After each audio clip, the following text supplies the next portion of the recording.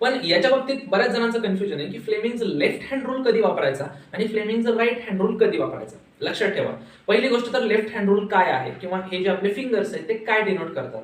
तर middle finger करंटची direction show करतो, इंडेक्स फिंगर हा मॅग्नेटिक फील्डची डायरेक्शन शो करतो आणि जो आपला थंब आहे तो फोर्सची डायरेक्शन शो करतो.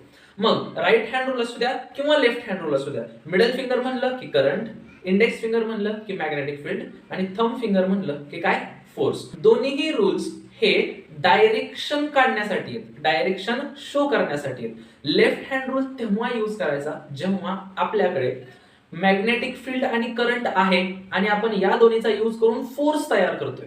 काय लक्षात ठेवा, आपल्याकडे करंट आहे आणि मॅग्नेटिक फील्ड आहे, तयार होणाऱ्या फोर्सची डायरेक्शन आपल्याला शोधायची.